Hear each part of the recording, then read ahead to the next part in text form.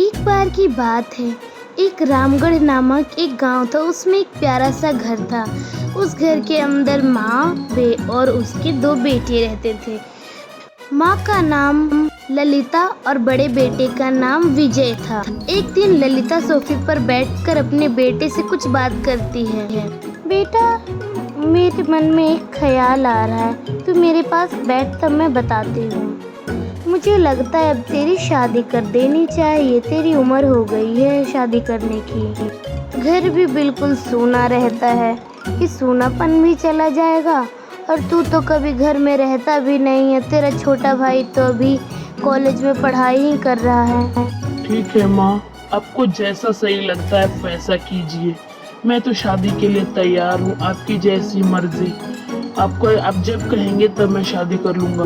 तो मैं लड़की देखना शुरू करती हूँ और तेरी एक सुंदर कन्या से शादी करवा देते हैं। कुछ महीनों बाद उनके घर एक बहू आती है जिसका नाम विद्या रहता है। विद्या काफी सुशील और शांत स्वभाव की थी। विद्या को एक दिन उसकी सास बुलाती है अपने पास और कहती है, माँ जी, आपने मुझे बुलाया, कोई काम था? हाँ बहू, मैं तुझसे ये कह रही थी कि तेरे पिता ने तो तुझे दहेज में कुछ दिया ही नहीं। तेरे पास जितने भी गहने पड़े हैं, सारे जेवर, वो मुझे लाके दे दे। मैं ऐसे संभाल कर अपने पास तिजोरी में रख देती हूँ। अभी मैं अपने इलाके में चोरी बहुत हो रही है, इसलिए तू अपने गहने लाके मुझे दे दे। मैं उसे एक अच्छी जगह पे रख दूंगी, समझ गई? जा ले आ गहने। माँ जी, मैं आपको वो गहने नहीं दूंगी। मेरे पिताजी ने खासकर मुझसे कहा है कि वो गहने अपने पास से रखने के लिए। मेरी माँ के वो सारे गहने, मेरी माँ तो अब नहीं रही, लेकिन मेरे पिताजी ने बोला वो गहने मेरे पास ही रखने के लिए। तुझे क्या लगता है मैं उसे बेच दूंगी? बेटा विजय, विजय सुन। इतना कहने के बाद विजय वहाँ से चला आता है और वह पूछता है, क्या हुआ माँ? आप मुझे इतने जोर से चीख के क्यों बुला रही हैं? बताइए, कोई काम है, कोई तकलीफ है? ललिता सोफे पर बैठकर चुपचाप अपने मगरमच्छ के आंसू निकालकर रोने लगती है। तभी विजय पूछता है कि आप क्यों रो रही हैं? मैंने तेरी पत्नी को कहा कि बहू मुझे अपने सारे गहने दे दे, मैं इसे संभाल कर रख दूंगी। इधर बहुत चोरियां हो रही हैं, तो उसने मुझे कहा कि चल बुढ़िया, मैं तुझे गहने नहीं दूंगी। बता बेटा, मैंने बहू इसलिए लाई थी कि वो मुझे बुढ़िया कहे। क्या मैं बुढ़िया? तूने कभी मुझे बुढ़िया कहा है? माँ जी, मैं आपको गहने क्यों दूँ? और मैंने ऐसा कुछ नहीं कहा। मैं तो आपको सिर्फ माँ जी कहती हूँ। और आप ऐसा झूठ क्यों बोल रही? मैंने आपका क्या बिगाड़ा है? मैं अपने गहने नहीं दूंगी। विद्या, जाओ गहने ले आओ और माँ को अपने गहने दे दो, वो संभाल कर रख देंगी, समझी? जाओ। पर मैं अपने गहने... और बहस नहीं विद्या, जाओ अपने गहने ले आओ और माँ को दे दो। माँ सिर्फ तुम्हारी भलाई सोच रही है। विद्या अपने गहनों वाला पर्स लाकर अपनी सासू माँ के हाथ में दे देती है। वह धीरे धीरे आती है और वह अपना बैग गहनों वाला उसे दे देती है और कहती है, माँ जी, ये लीजिए, यही इसी में मेरे सारे गहने, और इन्हें संभाल के रखिए। देखा बहू, अगर तू मुझे पहले ही दे देती तो आज ये नौबत न आती। ललिता उसके कान में धीरे से कहती है और वह उसे किचन भेज देती है। विद्या खाना बनाने के लिए किचन में जाती है। सब्जी तो पहले से ही बन चुकी थी, बस रोटी बनना बाकी थी। तभी उसकी सास पीछे से आती और कहती है, करमजली, तू कितनी कामचोर हो गई है रे। जा, खाना बनाने की कोई ज़रूरत नहीं है। घर में जो कल की बासी रोटी बची है वो तू खा ले, हम लोग बाहर से खाना मंगा लेंगे। और ले झाड़ू जा और लगा। तूने झाड़ू भी अभी तक नहीं लगाई, बेशरम। सहमी डरी विद्या चुपचाप झाड़ू लेकर झाड़ू लगाने लगती है। तभी उसकी सासू माँ उठकर कहती है, क्यों री कलमोही, तेरे हाथ बड़े नरम चल रहे, कुर्सी के नीचे से भी निकाल। तो विद्या चुपचाप कुर्सी के नीचे से सारे कचड़े को निकाल के आगे बढ़ जाती है और बस पूरे चारों तरफ झाड़ू लगाने लगती है और पूरा चमका देती है। ललिता अपने पैर से अपनी बहू विद्या को मारने लगती है। तभी उसका बेटा पीछे से चिल्लाता हुआ आता है और कहता है, माँ रुको रुको।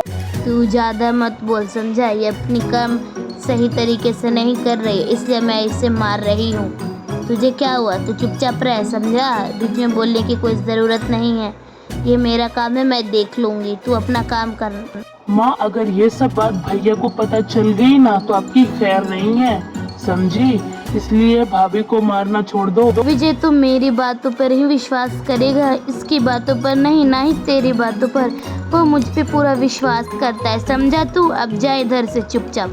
तभी कुछ दिनों बाद फिर से पीछे से सूरज आता है और अपनी माँ से कहता है, माँ मैं एक लड़की से प्यार करता था और मैंने उससे शादी कर ली है। मैं उससे प्यार करता था इसलिए मैं उससे शादी करके अपने घर ले आया हूँ। हे भगवान, तूने ये दिन मुझे दिखाए कि तूने भाग के किसी ऐरी गैरी लड़की से शादी कर ली। कौन है वह कलमोई जिसने तुझे फंसा लिया? जल्दी से बुला उसे, समझा? मुझे बहुत गुस्सा आ रहा है, जल्दी बुलाओ। डॉली अंदर आ जाओ, आ जाओ, तुम्हें माँ बुला रही है। क्यों? तो इस चुड़ैल का नाम डॉली है जिसने मेरे बेटे को फंसाया? और इसके कपड़े तो देखो, छी छी, क्या ढंग के कपड़े इसे नहीं तू पहना सकता था? ये क्या तेरे जैसे वह कपड़े पहन कर आई थी, सूट ही पहन लेती। और तू आगे क्यों आ रही है बता? तभी डॉली झुककर अपनी सासू माँ के आशीर्वाद लेती और कहती है, सासू माँ अब मुझ पे गुस्सा करके क्या होगा? हम दोनों तो शादी कर लिए और हमने तो कोर्ट मैरिज किया है। आपको प्रूफ चाहिए तो मेरे पास तो प्रूफ भी है, मैं आपको दिखा दूंगी, समझी? कल मुही ले। ललिता अपनी नई बहू को मारने लगती है, तभी डॉली भी उसे लात चलाकर मारने लगती है। ललिता कहती है, कैसा बेटा है तू? तेरी पत्नी तेरी माँ को तेरी आंखों के सामने मार रही है और तू कुछ नहीं कह रहा है, बेशरम। कैसा बेटा है तू? माँ जब भैया आपको कुछ नहीं कहते, जब आप भाभी को मारती हैं तो भैया आपको कुछ नहीं कहते, तो मैं कैसे कह सकता हूँ? जब आप मुझे अपना बेटा मानती ही नहीं है तो मैं आपको कैसे कह सकता हूँ? वो तो मैंने तुझे गुस्से में कह दिया था, तू उसे सच मान लेगा क्या? बोलने से रिश्ते नहीं टूटते, समझा? सासू माँ बोलने से रिश्ते नहीं टूटते तो क्या हो गया? वैसे भी आज मेरा पहला दिन है तो मैं आज आपके लिए मीठा बनाती हूँ। डॉली ने अपनी बात को पूरी भी नहीं की और ललिता गुस्से में वहाँ से चुपचाप चली जाती है। डॉली आगे सूरज के सामने आकर कहती है, वाह सूरज, हमारा प्लान तो A1 था। हाँ डॉली, हमने ये झूठ मूठ की शादी तो इसलिए ही की ताकि माँ को एहसास हो सके कि भाभी पर अत्याचार करना कितनी बुरी बात होती है। इसलिए तो मैंने सिर्फ तुमसे झूठा नाटक किया शादी का।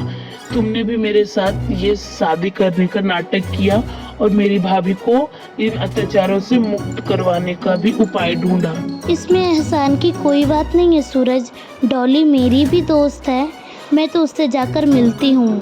डॉली विद्या की दोस्त होती है, वह अपनी दोस्त विद्या से जाकर मिलने लगती है। विद्या सोफे पे सोई रहती है, उसे काफ़ी थकान हो जाती थी काम करके और उसे उस दिन सर दर्द भी हो रहा था, इसलिए वह सोफे पे आराम से सोई थी। वह सोते सोते तभी पीछे से डॉली आकर कहती है, विद्या विद्या सुनो, विद्या मैं डॉली हूँ, उठो।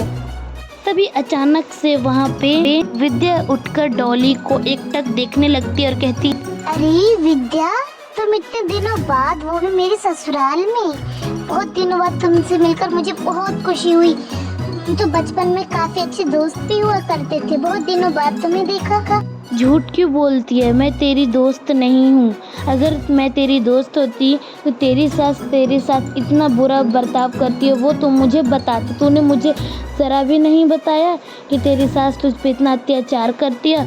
वैसे भी अब मैं उसे बता दूंगी कि तुझ पे अत्याचार करने से पहले उसे मुझ पे अत्याचार करना होगा और मैं उसे सबक सिखा के रहूँगी।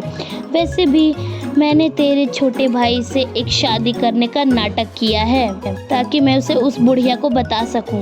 तभी वहाँ पे ललिता आ जाती है और कहती है, क्यों रे कलमोहियों, तुम दोनों का यहाँ पे क्या बहस चल रहा है? जाके काम कर। और तू मॉडर्न डाली, क्या नाम है तेरा, डॉली, जाके किचन में काम कर, समझी ना? तेरी ये फैशन वाले कपड़े यहाँ नहीं चलेंगे, जाके साड़ी पहन, समझी ना? वरना इस घर में रह वरना मत रह। ए बुढ़िया, तुझे जो कुछ भी करना है तू कर ले, मैं अब यही कपड़े पहनूंगी और इसी घर में भी रख के दिखाऊंगी। सूरज ने मुझे बोला है, समझी ना? डॉली ललिता को अपने पैरों से मारने लगती। विद्या कहती है, मत मारो, रुक जाओ, रुको रुको, मत मारो मेरी सासू माँ को। तू किस मिट्टी की बनी है विद्या? तेरी सास ने तुझ पे इतना अत्याचार किया, फिर भी तू इसे माफ करना चाहती है? मुझे माफ कर दो बहू, मैंने तुझ पे इतना अत्याचार किया, आज मुझ पे भी अत्याचार हो रहा है, फिर भी तूने मेरा साथ नहीं छोड़ा और तूने मेरा साथ दिया। मुझे माफ कर दे, अब हम दोनों एक परिवार की तरह रहेंगे। माँ जी, ये तो आपकी गलती थी, मैंने आपकी गलती को माफ कर दिया और हम एक सुखी जीवन व्यतीत करेंगे। अब हमारी जिंदगी में कोई तकलीफ नहीं रहेगी। चलो मैं भी अपने घर चलती हूँ। मैंने तो सूरज से एक झूठा नाटक किया था ताकि मैं आपको बता सकूं कि विद्या पर अत्याचार नहीं होना चाहिए। विद्या कितनी सीधी और एक अच्छी लड़की है।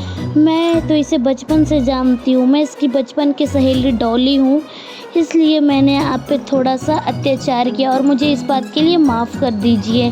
कोई भी भूल हो तो मुझे माफ़ कीजिएगा। तुम्हारी वजह से ही तो मेरी आंखें खुली हैं। धन्यवाद। Thanks for watching.